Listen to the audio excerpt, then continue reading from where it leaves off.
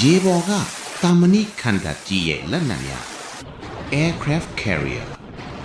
မင်္ဂလာပါ reaction knowledge for မြန်မာမှာကြိုဆိုပါတယ်ဒီနေ့မှာတော့ကမ္ဘာအင်အားအကြီးဆုံးစစ်သင်္ဘောကြီးတွေဖြစ်တဲ့လေယာဉ်တင်သင်္ဘောတွေမှာဘလို့လက်နက်တွေတပ်ဆင်ထားလဲဆိုတာပြောပြသွားမှာပါ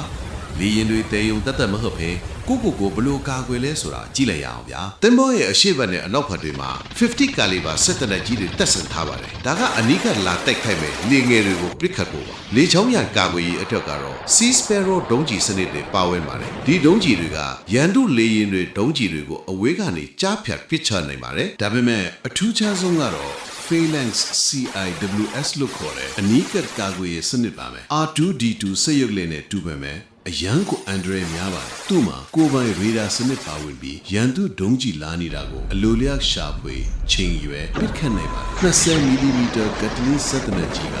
တမိနစ်ကိုကြီး4500အထိပစ်ခတ်နိုင်တာမို့ရန်သူဒုံးကျည်တွေကိုလေထဲမှာတင်ဖျက်ဆီးပစ်နိုင်ပါတယ်တချို့သင်္ဘောတွေမှာတော့ Phalanx နေရာမှာ CRAM စနစ်ကိုအစားထိုးတပ်ဆင်ထားပါတယ်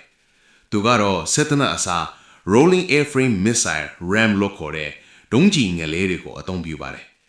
ဒီစနစ်ကပိုဝေးတဲ့အကွာအဝေးကနေပိုတိကျစွာပစ်ခတ်နိုင်ပါတယ်။ဒါကြောင့်လေယာဉ်တင်သင်္ဘောကြီးတွေဟာတိုက်ခိုက်ရေးအတွက်တာမကကိုကာကွယ်ရေးအတွက်ပါအစွမ်းထလက်နက်တွေတပ်ဆင်ထားတာဖြစ်ပါတယ်။ဒီလိုစိတ်ဝင်စားစရာအကြောင်းအရာတွေကိုဆက်လက်တင်ဆက်ပေးသွားမှာမို့ Reaction Knowledge for Myanmar page ကို like and follow လုပ်ထားဖို့မမေ့နဲ့နော်။အဆုံးထိကြည့်ရှုပေးတဲ့အတွက်အထူးကျေးဇူးတင်ပါတယ်ခင်ဗျာ။